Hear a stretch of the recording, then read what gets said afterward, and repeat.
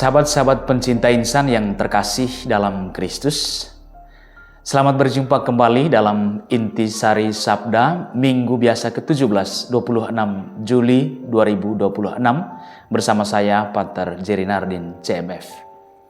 Injil yang kita renungkan hari ini diambil dari bagian terakhir bab ke-13 Injil Matius. Sebagaimana kita ketahui, bab 13 Injil Matius berbicara tentang perumpamaan-perumpamaan tentang kerajaan Allah. Dan bagian yang kita baca hari ini berisi 3 perumpamaan. Singkat tetapi sangat menarik. Perumpamaan yang pertama, Yesus mengatakan, hal kerajaan surga itu seumpama harta yang terpendam di ladang, yang ditemukan orang, lalu dipendamnya kembali. Oleh sebab sukacitanya, pergilah ia menjual seluruh miliknya, lalu membeli ladang itu. Menariknya, harta itu terpendam. Ini tentu saja sesuatu yang umum pada zaman dulu. Ketika tidak punya tempat yang aman untuk menyimpan harta, orang pada akhirnya menggali di ladang dan kemudian disembunyikan di sana. Tetapi seringkali tempat disembunyikannya harta itu dilupakan ketika ada peperangan, apalagi kalau sampai diangkut ke pembuangan. Maka hal yang umum pada masa itu ketika orang menemukan harta yang dipendam di ladang. Dan yang menarik bahwa orang yang menemukan harta ini bukan secara sengaja atau dia tidak sedang mencari harta karun. Tetapi dia menemukan harta itu secara tidak disengaja. Dan menarik juga di sini adalah bahwa ketika dia menemukannya, dia justru menimbunnya kembali. Mungkin ada yang bertanya, kenapa dia tidak langsung mengambil saja harta itu? Toh tidak ada yang tahu, toh tidak tahu juga siapa pemiliknya. Ini hal yang menarik dari perumpamaan ini. Ketika Tuhan menjelaskan kerajaan surga, dia mengatakan bahwa seringkali kerajaan surga itu adalah harta. Tetapi bukan harta yang sangat mencolok, harta yang tersembunyi. Dan seringkali orang menemukan harta yang tersembunyi itu secara tidak sengaja. Mungkin orang itu tidak sedang mencari Allah dalam hidup. Tetapi peristiwa-peristiwa sederhana, ada saat-saat tertentu dalam pengalaman-pengalaman pribadi yang tidak disengaja, orang pada akhirnya menemukan kerajaan Allah sebagai harta. Dan poin yang kedua, dipendamnya kembali. Dia tidak mencuri harta itu. Tuhan mau mengatakan bahwa kerajaan Allah itu adalah harta, tetapi harta itu tidak bisa dicuri. Kerajaan Allah tidak pernah bisa dicuri, tidak pernah bisa dirampok. Kerajaan Allah, kalau kita ingin memilikinya sebagai harta, maka dibutuhkan dari kita pengorbanan untuk menjual seluruh yang kita miliki. Seperti orang yang menemukan harta terpendam ini, karena sukacitanya menemukan harta ini, dia kembali dan menjual semua yang dimiliki untuk membeli ladang itu.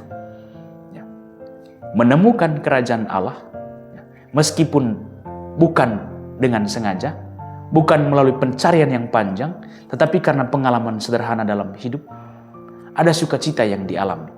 Dan karena sukacita itu, orang pada akhirnya meninggalkan semua, menjual semua yang dimiliki supaya bisa memiliki kerajaan Allah. Ini poin yang menarik.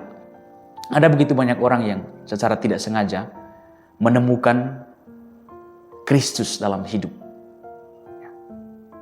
Tetapi tidak semua orang mengalami hal itu.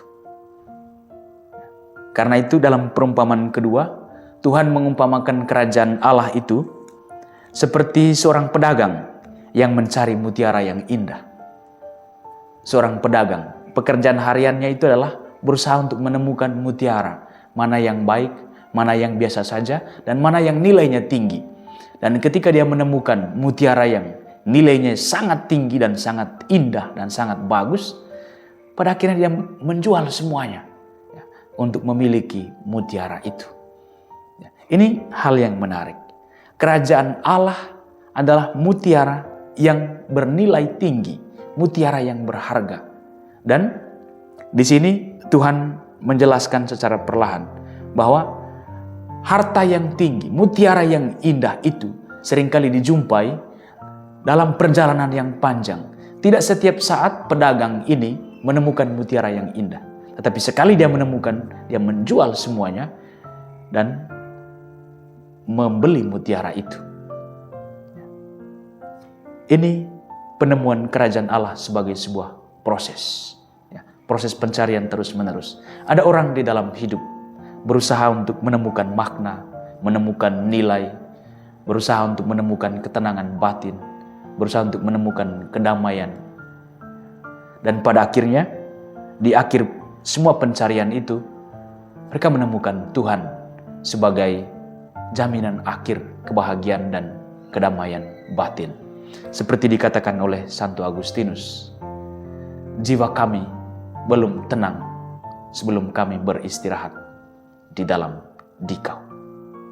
Ini pengalaman pribadi berbeda, pengalaman orang-orang tertentu yang dalam proses pencarian pada akhirnya menemukan Kristus, menemukan kerajaan Allah sebagai harta yang indah.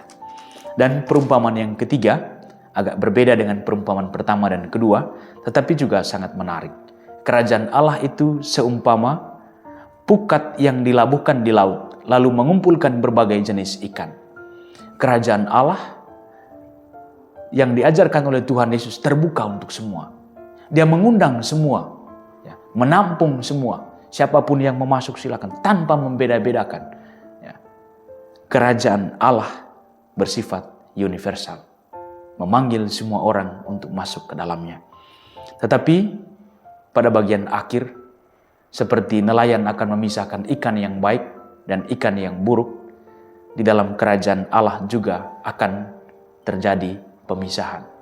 Mereka yang telah setia menghayati sukacita panggilan dan mereka yang tidak setia.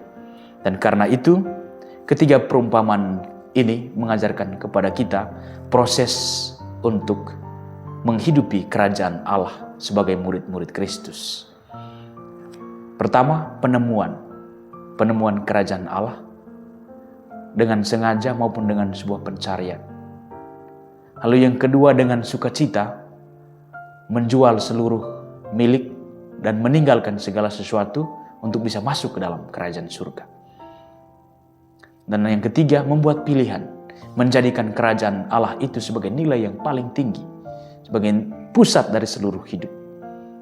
Karena itu orang bisa menanggalkan semuanya untuk menempatkan kerajaan Allah itu sebagai yang tertinggi, sebagai pusat seluruh pencarian hidup. Dan pada akhirnya kerajaan Allah yang kita terima, yang kita hidupi menuntut pertanggungjawaban dari kita. Apakah kita sungguh-sungguh meninggalkan segala-galanya demi memperoleh kerajaan surga dan dengan setia dan tekun merawat panggilan kepada kerajaan Allah ini atau tidak? Sahabat-sahabat pencinta insan yang terkasih dalam Kristus, ketiga perumpamaan ini mengajak kita untuk melihat kembali pengalaman hidup kita sebagai murid Kristus. Apakah kita sudah menemukan Kristus dalam hidup kita? Apakah kita dengan sukacita dan gembira menjadikan Kristus sebagai yang paling utama dan meninggalkan semua yang kita miliki, semua yang selama ini kita anggap berguna dan baik demi memiliki Kristus dan kerajaannya? Dan apakah kita sungguh setia untuk menghayati hidup kita bersama dan di dalam Kristus dan bersama kerajaannya? Semoga Tuhan membantu kita agar hari demi hari dalam pengalaman-pengalaman sederhana kita menemukan kehadiran Tuhan dan menjadikan Tuhan sebagai yang paling berharga dalam hidup kita. Dan dengan penuh tanggung jawab menjalankan hidup kita sesuai dengan tuntutan kerajaan Allah. Tuhan memberkati kita semua. Amin.